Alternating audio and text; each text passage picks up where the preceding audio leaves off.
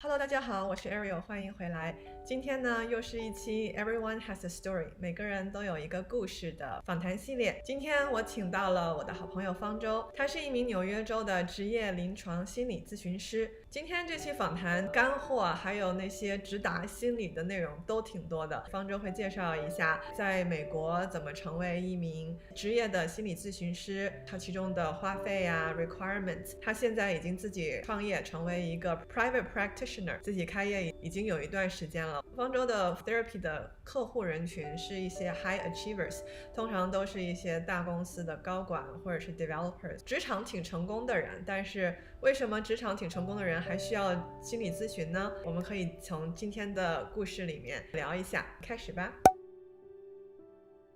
我叫方舟，我是一名坐标纽约的心理咨询师。我现在是一个 private practitioner， 是自己在做私人的职业。现在的话，我每天会见大概7到8个来访者，有的时候会少一点，有的时候会微多一点。我主要专攻 high achiever， 就是对自己的要求很高啊，然后还有很高的成就感的来访者做心理咨询。然后由于我同时也是讲普通话的，然后与此同时我在国内有这么一个留学经历，当然还有我的亚裔女性身份等等。我的很多来访者都是亚裔女性，或者是有着海外和留学背景的一个 high achiever。当然不仅限于这个种族或者是文化的细分，但我想说的是，在这个方向其实是我的主攻。聊一聊开不开心，或者这份工作怎么样？因为我在做心理咨询这个行业，其实我知道认识的同行的朋友还是蛮少的。就是第一反应，他们就说：“那你做心理咨询的呀，你什么感受啊？这个开心吗？就酷吗？每天接触的人多吗？就是每天要接触的这个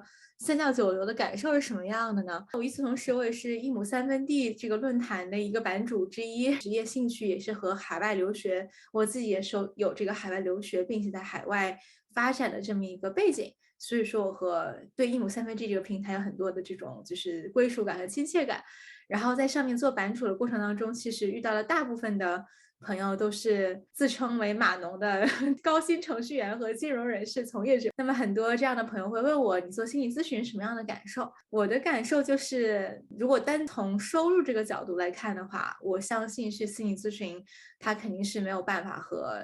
所谓的码农啊，或者是就是程序员 coding， 或者是现在比较大火的金融啊等等这些东西，金融 marketing 等等，肯定是没有办法和这些的比较热门的行业相比的。但是我非常非常喜欢的是，心理咨询这门行业是一个非常让我有意义感和成就感的一个行业。我对这个工作的幸福感更多的并不是来源于金钱，当然金钱的回报也不错，并没有到一种就是沦落街头的这个贫穷，没有那个程度，还没有那个程度，大家不要想象过多。但是，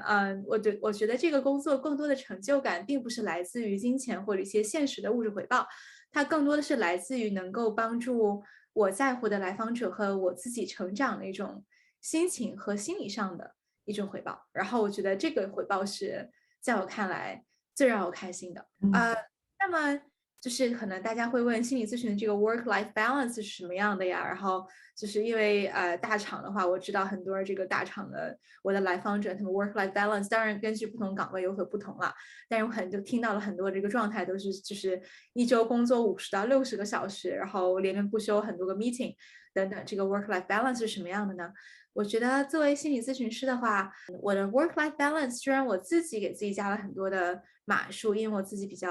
可能比较 ambitious， 所以说我在做心理咨询师的过程当中，我自己也在做一些 postgraduate fellowship program 硕士后课程，我也不是很懂进修课堂，我也不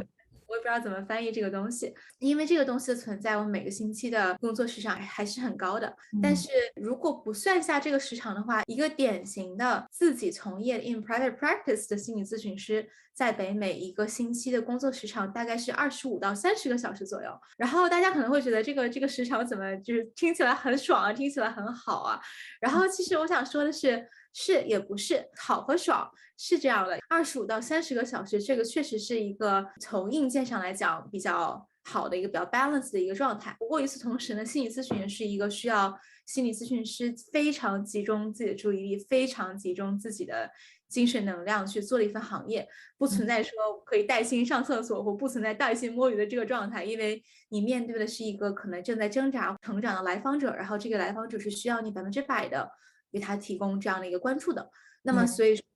25到30个小时的工作量呢，听起来不多，但是其实我们讨论是25到30个小时100%完全没有任何就是干扰的这样的一个完全专注的工作量，在我看来其实还是蛮多的。我觉得这个状态其实我自己觉得就是作为 private practitioner 或者作为心理咨询有利有弊吧，因为我遇到很多和我一起工作的人，他们其实是责任制或者是那个 project oriented work hours， 所以他们是弹性工作制，只要你有这个 project 做好。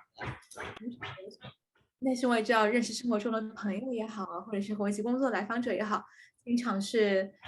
工作时长是也超过40个小时，就非常的累的。那么这是我另外想，它是背上的东西。我觉得心理咨询它是一个就是 work-life balance，它是一个界限感非常非常明晰的一个工作，因为你不可能，也是同时这是不合伦理的。你不可能说在你不做心理咨询的时候，你要去干扰你的client，或者是给他们发一个长邮件或者怎么样，除非有一些特殊的情况，比如说我曾经就是受嘱托为一些 client 出庭，或曾经受嘱托为一些 client 撰写一些法律文书等等，这些是极少数的状况，但大多数的状况是心理咨询是一个 session 结束之后呢，你的工作就截止了，所以说这也是一个在我看来很好的 work-life balance。特别羡慕这一点。我以前混职场的时候也是讨厌，就是没有上班和下班这个清楚的界限，好像永远都在上班，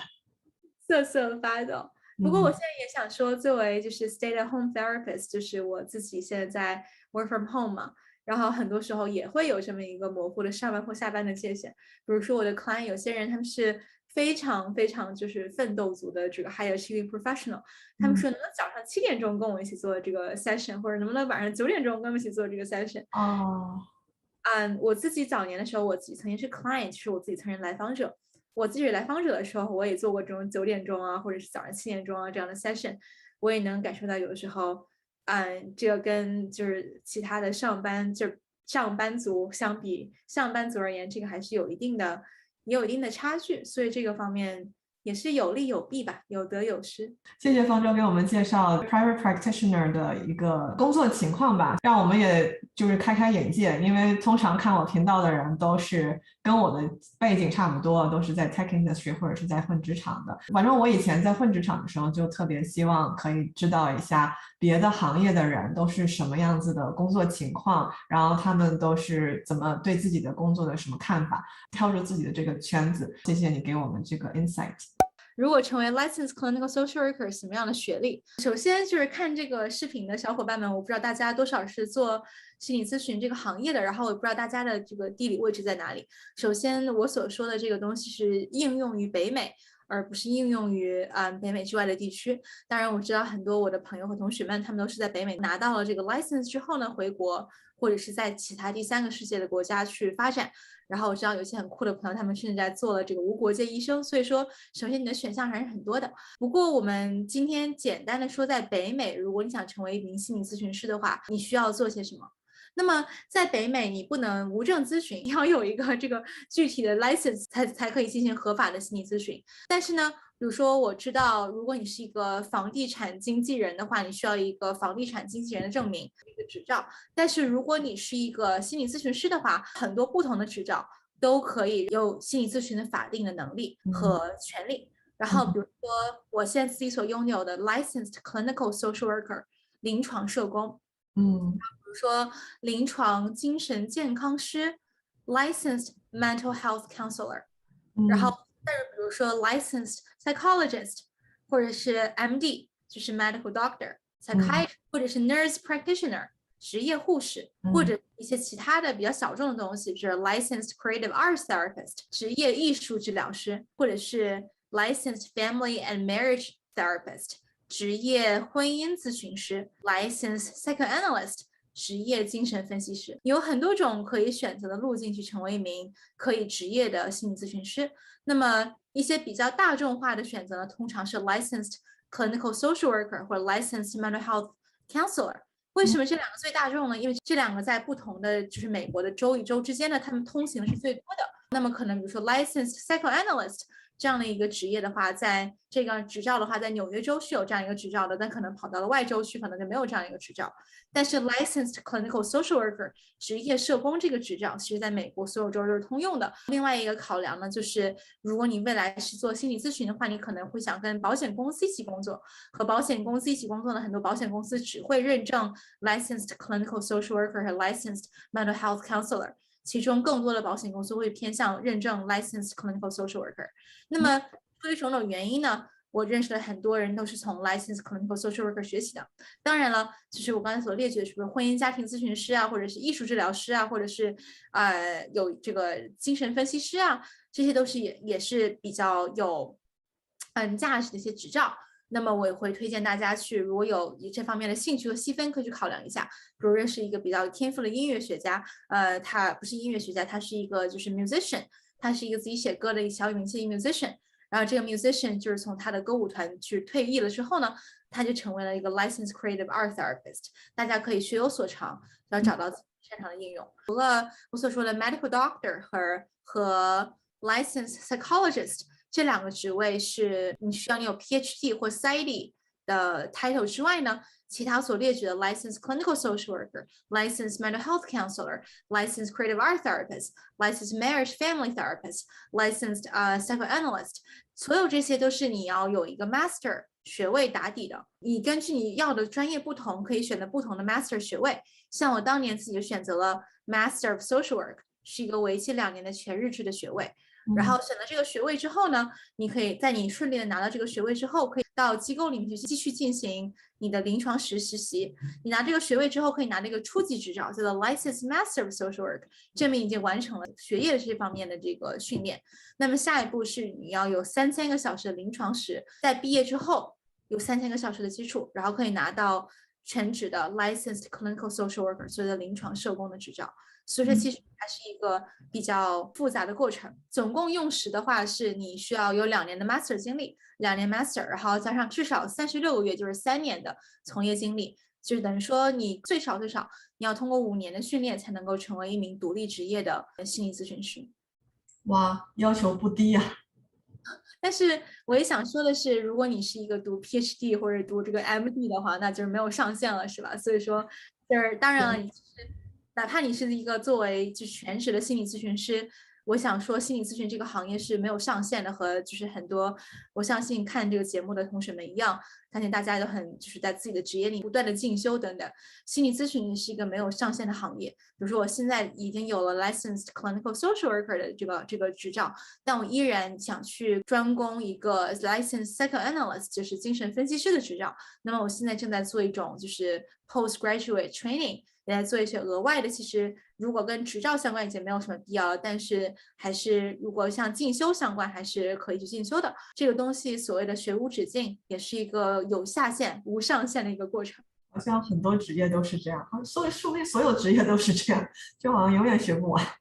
我觉得应该是永远学不完的状态。可以简单一下讲一讲这个花费是怎么样的，跟不同的学校是不一样的。大家如果选公立的，比如说我在纽约的话，一个比较便宜而且物美价廉的公立就可能是 Hunter 或者 Fordham University School of Social Work，然后比较贵一点的像 Columbia 或者 NYU 的 Social Work。我自己当年选的是 NYU， 但是我想说的是，从实操的角度上来看，其实 NYU 是没有必要选的。我觉得它过分的花费过分高昂，而且我并没有觉得它的教育水平就达到了一个就是比 Fordham 像质与量的差别的这么一个地步。Social work 的话，其实是和比如说金融或者商科是不一样的。金融商科的话，完全是为了这个地域和为这个人脉去买 NYU。但是如果大家选 Social work 和选心理咨询这个学科呢，大家马上会发现这个学科里面，它这个圈子相比可能金融也好，相比这个其他东西也好，它是圈子可能会小很多。所以说很可能你在 Fordham 的老师，同时在 NYU 兼职。同一名老师给你写同一名推荐信，然后但你的花费是完全不一样的。这个圈子之小，其实远远超过大家的想象。如果是大家纠结于这个呢，其实我不是推荐大家太纠结于这个细分上一定要选一个名校。其实选地域远远高于选名校。social work 也好，做心理咨询也好，它永远是一个具有非常强的地域性的一个状态。那么比如说我现在在纽约，纽约是一个非常 diverse 的一个状态，一个地方。大家在做这个心理咨询的时候，我不可避免的就会很多很 diverse， 亚裔呀、非裔呀、韩裔呀，然后西裔呀和这种少数族裔一起工作，然后很多的烦恼都是一代移民的烦恼。那么因为很多一代移民他们会移民到这个纽约，然后纽约是一个很大的移民城市，对吧？但是知道有一些朋友他们在西部做的这个心理咨询的 social work， 然后在一些不是湾区啊，而是西部。然后大家在西部做这个 social work 的时候呢，其实和当地那个印第安自留地其实离得非常近，很多当时的当地那个 social work 地域性很强的，就是变成了如何理解和尊重当地的这个印第安自留地的这文化和习俗。那么他们这个人群就和我们这个人群是完全不一样的，所以大家一定要根据自己想一起工作的人群进行这么一个比较慎重的选择。social work 是一个深切地域性的一个工作，你所在的你所在的大学其实决定了你毕业之后，没有说决定意义吧，我也知道有很多人是跋山涉水来到纽约工作的，但我想说的是，在纽约能在那个读书的话，在当地有人脉和当地有一些特质的话，一定还是对你在当地的工作或当地的扎根是有帮助的。所以大家选学校的话，我想说，看地域，看你想在哪里工作，看你想在哪里生活，然后你再去选这个学校。花费的话，其实2年下来，我们的这个我这个社工的就是费用和普通的其他专业的费用差不多，然后并没有说特别高或特别低，也是普通的 NYU 的费用。我不是很记得那个主要的数字，我可以为大家去翻一下。但是2年下来，至少学费、生活费在纽约的话，至少50万人民币打底往上，我知道至少是这个状态的。然后，但是这个状态也是包含了学费，包含了生活费，包括了就是 camping 这样的一个状态。所以具体的数字我也不是特别清楚，因为时间过去实在是太久了。不过大家可以有兴趣的话，可以到 NYU 官网去看一下。然后纽约的生活费嘛，纽约生活费另外一个丰俭由人是吧？就说的太多了，知道一个月无上限对吧？然后我知道一个月1200块钱，1200美金，然后一个月也就不知道他怎么活下来，但他还是活下来了。其实有很多的这个空间可以动手脚。学费上嘛，其实一个大头，不过各个大学的学费都是公开的，大家可以去看一下。当然，另外一个很大的状态就是你能不能升到奖学金了。如果升到奖学金，也是一笔很大的这个省下的花销。毕业之后，这个另外一笔很大的隐形花费，大家可以没有注意到，就是大家都觉得读书读完了就是出来工作了就赚钱了就没关系了，但是不是这样的。然后其实很多时候你在读书毕业之后呢，会有笔隐形花费。隐形花费就是你依然要有3年的时间，至少36个月的时间，在为一位雇主工作。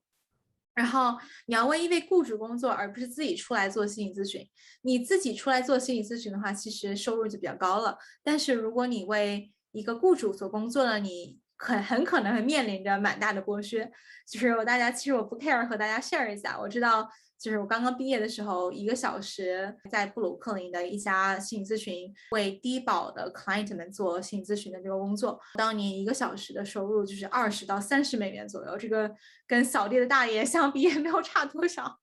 然后而且当时拿着 master degree， 为什么在这样的心理咨询的机构拿到的钱会就是这么少的，而且少到无法想象的？也其实不能怪那个机构吧，因为那个机构本身它拿到政府的拨款，它是个 NGO， 然后 NGO 的 funding 可能没有那么多，然后它对 Medicaid 的话，它虽然 Medicaid 就是美国的所谓低保是有好的这个 reimbursement 政策的，但是钱拿到了机构上面，很大一笔钱被拿去用来做机构运行。那么机构运营之后呢，省下的能给咨询师的钱已经是很少很少了。所以说，在这个状态下，这3年的机会成本。就是可能你作为社工或者作为心理咨询师的话，你真正开始能够自营业，就是有一些比较正常或者让你觉得就是生活至少是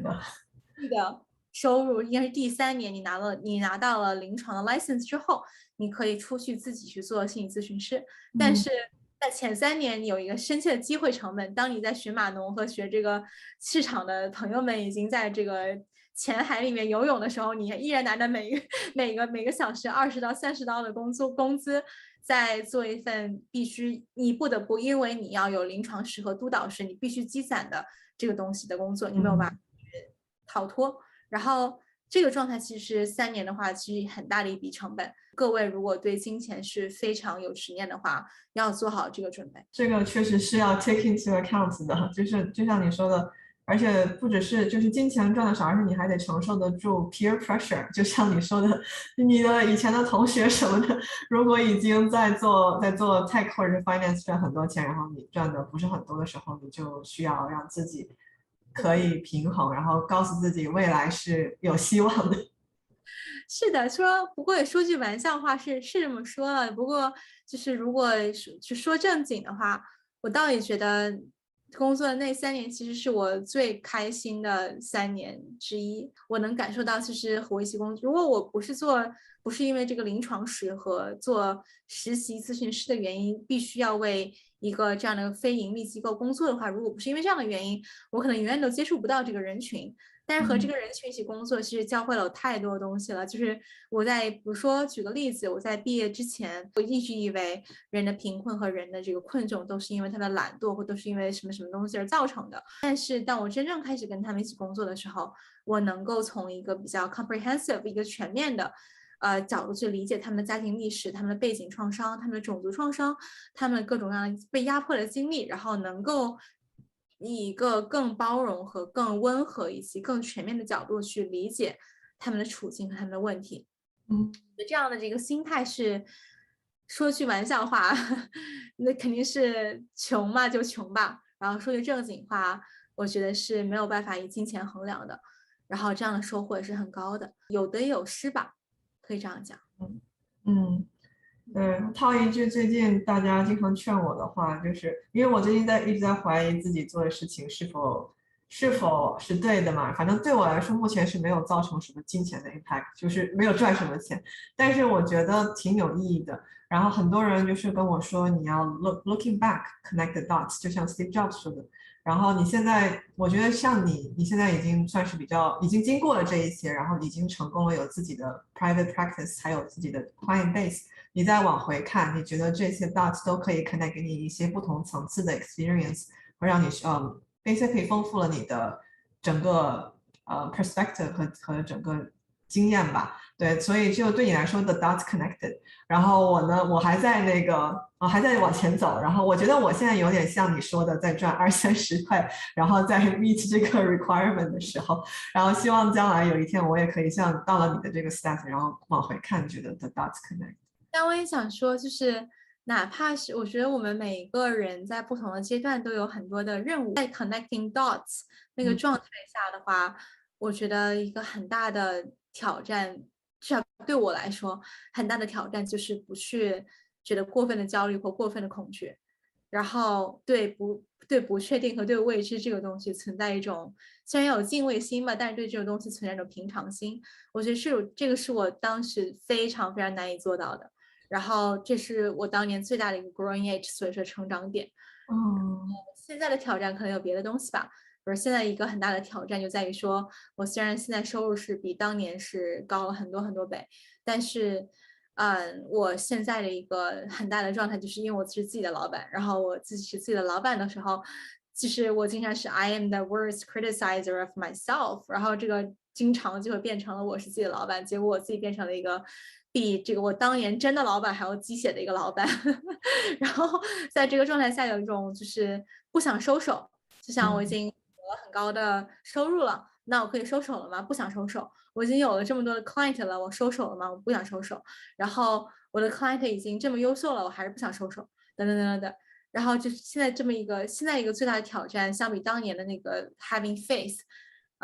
就是不要为了贫穷，不要为了就是这种 peer pressure 这么大的事情就丧失了信心。相比当年那个挑战，现在最大的挑战是我没有办法 letting go，作为一个老板没有办法 let go，然后没有办法就是承认自己取得了一些东西，然后等等。然后我觉得大家在每个阶段和每个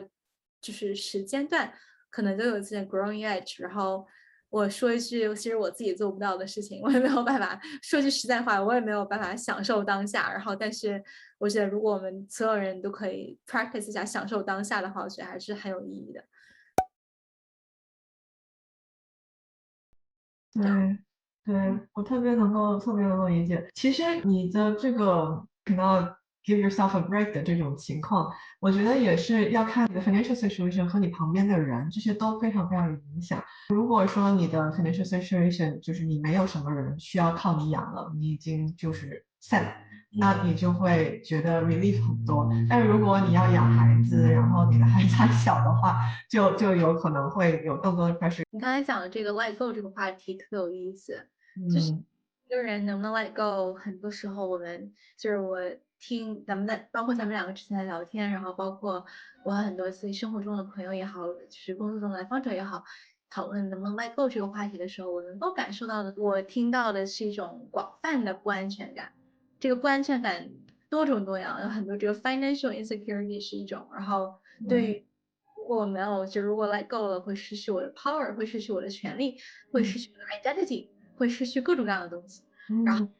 嗯仿佛我们就像那个，就是我一直想到了，就是西西弗斯就是推石头往身上推石头那个状态，就是一直要往上推，不能停止。然对后如果停止了，我们就完蛋了。当然，西西弗斯他是推上去了，那个石头掉下来，他就是基本都是一直要这么搞来搞去，搞来搞去。我当时想，以后我都不要有这样的悲剧了。但是我想引用这个东西所说的是，我确实知道很多，包括你我在内，可能大家就是对于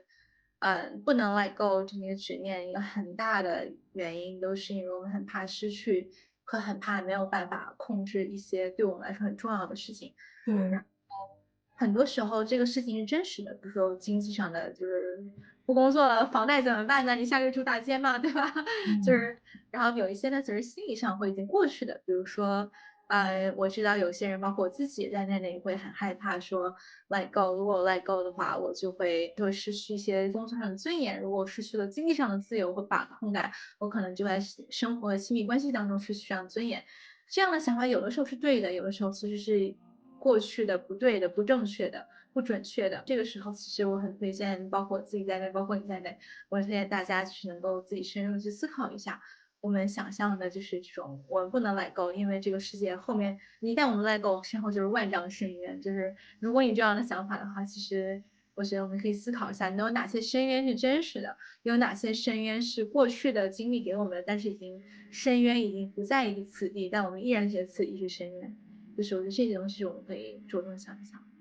对，或者你可以 let go 一下，然后 test the water，看看这个深渊到底有没有真的像你想象的那么严重。That's what I did，然后发现也还好。唯一一个我觉得真的让我特别深刻感觉到的那种所谓的深渊，就是 identity crisis。我以前觉得就是当了几年的经理，旁边的人说的都是好听的话，反而觉得自己真的挺好的，真的挺有能力的。然后说来，现在最近重新面试几家，发现哈哈，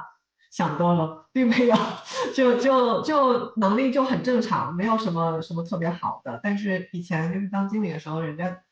说了那么多好听的话，然后总是就是顺着你说，所以会久而久之的让你养成一个习惯，或者是觉得你自己真的是一个精英，真的了不起，你真的 deserve to be well respected。但是其实，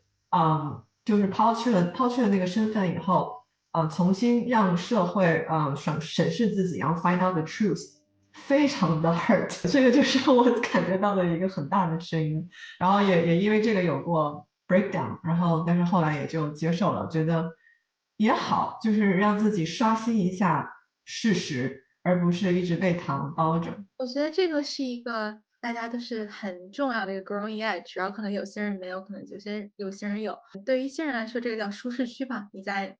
舒适的、熟悉的工作环境里，虽然很多的 bullshit，但与此同时，你也在被同事的同事啊，或者老板，或者你跟你一起工作的人所认同、所认可。然后这个时候，你可能会就有这种飘飘然的感受。然后，对，但是我知道 Ariel，你当年离开这个工作是有一定的原因的。然嗯后当年也是因为 burnout 等等，我具体的，你可能在之前的 YouTube 频道里面讲到过，你可能嗯是 burnout 或者其他原因离开了这个地方，说嗯明他这种所谓的这种告诉你顺着你说好话，也不能给你提供所有你需要的东西。我觉得这是一个很真实的教训，就很真实的一个体验。我在之嗯前在做心理，就是但其实让我自己出来做心理咨询的另外一个很大的原因，因缘际遇吧，也是我之前在做那份就是社区医院里面的心理咨询师的时候，做到了最后，我已经成为了 supervisor， 已经成为了就是一个比较在整个团队里面比较威望的一个人。然后在这样的环境下，我恰好遇到了一位其实说好对我还真的很好，但我又很害怕的是，这个老板对我很好的同时呢，他也对我存在了很多不是那么真实的光环和不是那么真实的这个想象。可能是因为我工作完成的能力好，所以这个老板非常一鼓作气的把很多这个不真实的想象和我这个人工作能力多么好都投射到了我身上。我发现了这样的感受是会让人上瘾的。就没有任何一个人说我不喜欢别人告诉我你是一个多好的人，没有任何一个人会觉得就是一个人赞美你，不管这个赞美是真实的还是虚妄的，没有人会不喜欢听赞美。然后包括我自己在内也是一样的。但是我自己很早我就发现了，我真的不喜欢做在这个社区的环境下，虽然很喜欢和这些 client 一起工作，但我真的不喜欢在 NGO 工作的这么一个氛围。在我当时那个 NGO 工作的一个氛围，然后当时 NGO 工作长话不表，但是我很久之前就知道自己想做的事情是做 private practice， 但我知道 private practice 像你说的一样会被市场所考验，会经历这个社会毒打，然后肯定也没有什么老板对你进行温和的凝视，并且告诉你就是那个最棒的，没有这样一个角色。但我知道的是，我当年离开那份工作其实也很痛苦，然后我已经过了一次 breakdown， 但我发现的是，在没有了那种你说的旁边说顺着你的好话，或我当的老板给我那种其实我觉得已经不算那么真实的一些赞美，离开了这些东西，我会有 breakdown， 我会有 identity crisis。I'm no longer the person that's loved by the boss, right? I don't have a boss anymore。然后，但是同时也会觉得我有了很多的新的身份，新的身份就是我赚的每一分钱，找到的每一个 client 都是通过自己的能力清清白白、干干净净做到的。然后这个过程非常让人充实，既没有别人吹着气球的赞美，也没有别人就是不切实际的对我的一个不切实际的想象。所以我觉得这个状态说有 identity crisis 也有，不过说有用嘛也有这样子。谢谢你跟我 share 这个，让我更有 faith 了。现在我的不管是我的粉丝群和我的 long business 的 customer 都不是很多，但是就是每一个有的我都会给我增加一份 faith，然后就让我觉得我自己的能力能够 achieve 这些，而不是就是一定要在这个公司的光环下。我觉得其实你刚才说这个问题，我们正好可以讨论到下一个，正好讨论 faith 嘛，然后Nate 有没有这个 tips？然后其实我在看你给我的一个问题之一，说自己在创业的时候，你是如何克服创业的恐惧的？然后跟这个 faith 特别无缝衔接，要么就往这边走。首先，我想说的是，心理咨询的创业和其他的行业创业是不一样的。然后，首先，心理咨询的创业其实有一个比较有迹可循的，因为我们知道虽然自己做 private practitioner，但是我们更多是有面对一个比较成熟的市场。那么，尤其对于北美的来访者而言，大家都其实很喜欢去寻找一些不是给大公司工作，而是自己私营业有一个 specialization 的咨询师。这个市场其实已经很成熟了，其实对于心理咨询的创业者而言是一个很好的这个途径。所以说，其实如果你创的是一个不是奶茶的话，或者做这个小众的这个日韩妆，或者是做一个 tech 的话，肯定是有不可比性的。不过想说有些东西是共通的。其实因为 Ariel 他之前他问过我一个问题，说有没有什么 tips 给想创业的朋友们同学们。我第一反应是有什么东西是共通的，因为我觉得心理咨询的东西不可能运用到做 tech 创业啊，这没有什么可比性啊，我一个码我都不会编，我怎么创的是吧？但是我觉得一个很重要的东西，如果我觉得有任何共通的话，就是你在做这个项目的时候，你是不是真心的实意的认为你的这个项目是给社会创造价值的？你在和你的融资者和你的这个 fundraiser 去讲你的这个 fundraising story 的时候，你是不是真的 mean what you say， 还是说你自己认为其实你做的是 bullshit， 但是这是一个很高的资本回报的一个东西。其实我觉得创业的恐惧什么的这些东西，根据每个人的状态不一样吧。比如说我知道有人白手起家，如果下个月创业没有吃不上饭了，还是我。其实我刚刚开始我的这个创业的过程当中，其实我自己是有一份全职工作的。那么后来我的这个咨询慢慢的好了起来，我才把在周末的时候兼职做这个自己创业。那么我自己的周末兼职创业已经就是足够负担我的房租、水电费这样的生活基础费用之后，我才辞掉了我的全职工作，然后去全职的投入到我的创业过程当中。所以说我的安全感其实一直在的。但我觉得如果有共同的点的话，就是如果你是不是真的认为你所做的事情是在你所能力的范围之内，为这个社会创造你能创造的最好的价值。比如说我觉得我可能也是，如果我想做一个 accountant， 做一个审计员或 consultant， 我可能也是一个天赋平平但是能创造一定价值的审计员。但是我认为我作为一个心理咨询师，我的兴趣点、我的专业点、我的热情点 match 得更好，我能够为这个社会创造一个更多的价值。另外一个我知道的例子是，比如说有一个人他是 coder， 然后这个是我现实中一个朋友，他最近在创业，他是最开始做这个 coding 出身的，然后他是很喜欢 coding 的。然后，但是他就是突然就是因为创业的这个项目，他发展的还是比较快，他发展比我快，创业时间差不多，他现在已经就是快融资了这个人。然后他的发展比我快，然后这个人现在，也由于他的发展已经从就是 coding 岗、技术岗转到了管理岗，然后这个人突然就发现自己非常痛苦。他说，哎呀，我这个公司发展的非常快，我应该开心才是，但是我其实很讨厌我这个管理的感受。我当年创业的原因是我非常喜欢我这个项目，而且我很喜欢一手搭建它的感受。但我现在突然发现，我就没有那么多的空间去真正做这个技术上的 coding。然后我管理别人的时候，我感受到了其实非常不好的一个状态。那么这个可能也是一个，我自己到现在为止暂时还没有遇到，但我相信很多人会遇到的这样的一个东西。他会觉得，我依然相信我这个项目有价值，但是我突然觉得自己工作从有价值的 coding 去住大楼，到了没有什么价值的管理岗。好吧，管理岗其实有价值的，我肯定会承认有价值的，但是我自己的心理感受就是没有自己做 coding 那么有价值的。我特别能够 relate 它，然后我觉得这个东西在很多时候可能也是无解的。因为总不能说你觉得没价值，你就把你的公司都全都解散掉，你自己再重新去做这样的事情，没有人会做这样的不理智的决定，对吧？但是想说的是，大家在创业的时候可以考虑一下，你能不能承受这方面的东西。大家提创业的时候，我觉得很多人会提金钱啊、现金流啊、这种回报啊等等，然后但是很少会人提你是否真的觉得你这个行业是有意义的，你是否真的觉得你自己所做的产品好，你自己所做的服务也好是有价值的，你能不能承受未来有可能因为创业你要牺牲掉你自己个人价值上或工作内容上的这种价值的感受和这种幸福感，你有没有做好这样的准备？等等等等等。比如说我曾经前段时间考虑过的一个创业项目，就是我可以开一个诊所，然后 instead of 我自己做这个就是 private practice， 我可以开一个诊所，然后雇佣一些咨询师来做这个咨询，然后我来管理他们，然后我来从中收取利润，然后把这个东西开大。然后我想了半天，我想这个虽然会更赚钱吧，但是我想一想，还是不要去做了。